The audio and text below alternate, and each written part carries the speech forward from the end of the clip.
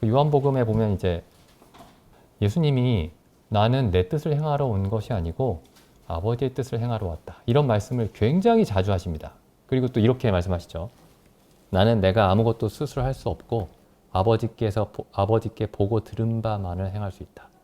그게 유독 요한복음에 자주 반복되는 말씀입니다. 마태, 마가, 누가에서는 그렇게 반복되지 않는데, 물론 마태, 마가, 누가에서도 그런 기본적인 예수님의 태도를 어디서나 발견할 수 있죠. 그런데 요한복음에서는 그게 유독 강조가 되어 있습니다. 나는 내 스스로 아무것도 할 수 없다. 아버지께 보고 들은 바를 행할 수 있고 나는 아버지의 뜻을 행하러 온 것이다. 나는 스스로 말하지 않고 아버지께 들은 바만을 말한다. 요한복음이 이제 그런 말씀들로, 그래서 요한복음은 예수님과 아버지의 관계에 대해서 유독 많이 말씀하고 있습니다.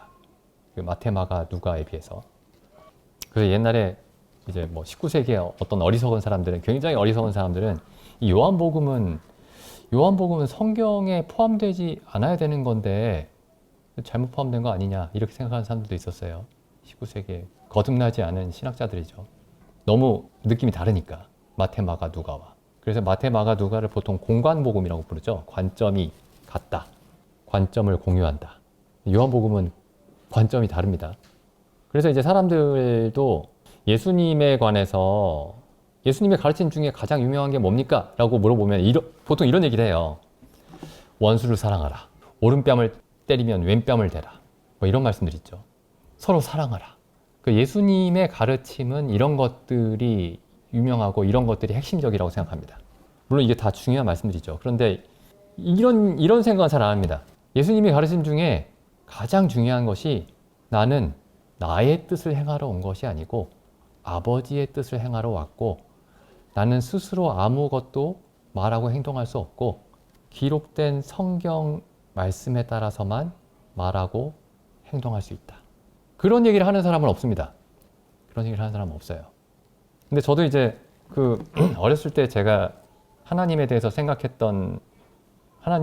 가지고 있었던 관념을 생각해 보면 이런 겁니다. 제가 이제 사람들에게 어떻게 대했느냐.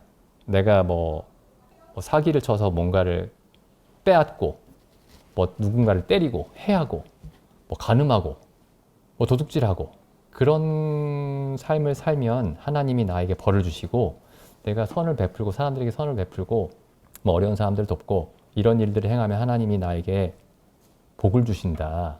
이렇게 생각을 했어요. 교회 어렸을 때부터 다니면서도. 물론 이제 교회 다니까 예수님은 기본적으로 믿는 거고. 어쨌든 하나님은 내가 사람들과의 관계에서 사람들을 어떻게 대하느냐에 따라서 하나님이 복을 주시거나 벌을 주신다. 이렇게 생각을 했습니다. 그런데 성경을 근데 제가 아까 말씀드린 게 예수님이 하신 두 가지 방향의 말씀이 있는데, 하나는 사람과 사람 사이에서 지켜야 될 말씀들이 있고, 하나님과의 관계에서 지켜야 될 말씀이 있습니다. 그러니까 원수를 사랑하라. 오른뺨을 때리면 왼뺨을 대라. 서로 사랑하라. 이게 사람과 사람 사이의 관계에 대한 말씀이죠. 근데 요한복음에서 지금 아까 형제님 읽으셨던 여러 말씀들은 사람과 사람 사이에서의 관계에 대한 말씀이 아니고 하나님과 예수님 사이에서의 관계에 대한 말씀입니다. 근데 우리에게 그 유명한 말씀은 사람과 사람 사이에서 사람과의 관계에서 어떻게 살아야 되느냐에 대한 가르침들이지, 하나님과의 관계가 어떠해야 되느냐에 대한 가르침에는 기독교인들이라 할지라도 생각이 많이 가 있지 않아요. 그러니까 서로 사랑해야지, 사람들 앞에서 겸손해야지, 친절해야지, 온유해야지, 용서해야지, 이해해야지, 이런 얘기들은 많이 하는데, 우리는 우리의 뜻을 행하러 온 것이 아니고 아버지의 뜻을 행하러 온 사람들이다. 이런 생각은 많이 하지 못합니다. 거의 하지 못해요. 근데 제가 이제 이런 생각을 가지고 이제 쭉 기독교인으로 살아왔었는데, 이제 성경을 계속 보다 보니까 이제 이상한 것들이 보입니다. 그 구약에 보면은 이제 이런 상황들이 보여요. 하나님이 이스라엘 백성을 벌하시는데 그 벌하시는 이유가 이런 게 아닙니다. 너희가 막 강포한 일을 행하고 왕들이 백성들에게 막 갈취하고 그리고 여러 가지 그 막 범죄들이 일어나고 사람들이 흔히 말하는 그 범죄가 일어나고 부패하고 관리들이 부패하고 이런 것들 때문에 하나님이 그 이스라엘 백성을 징계하신다라는 그런 말씀들보다는 그런 말씀들 별로 없어요. 오히려 어떤 이유 때문에 하나님이 이스라엘 백성을 징계하시냐면은 나 외에 다른 신을 섬겼다. 그런 것들로 이스라엘 백성이 엄청나게 징계를 당합니다. 그러니까 제가 이제 구약을 읽으면서 이게 좀 이상하다는 생각이 들었어요.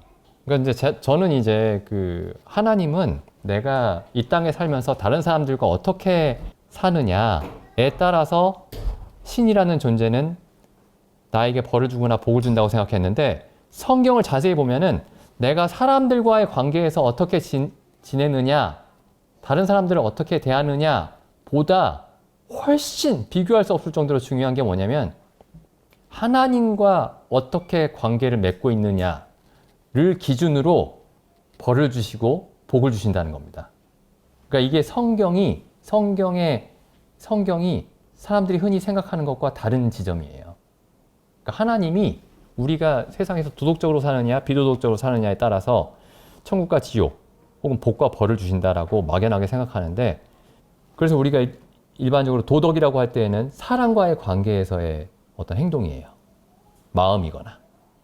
근데 그것보다 더 근본적인 게 뭐냐면 하나님과의 관계에서 내가 하나님을 어떻게 대하고 하나님과 어떤 관계를 맺고 있느냐가 더 중요하다는 겁니다.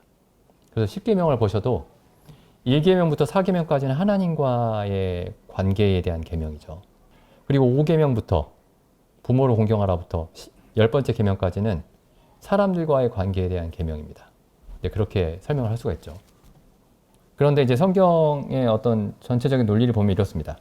하나님과 우리가 관계가 잘못되면 사람과의 관계가 다 무너집니다.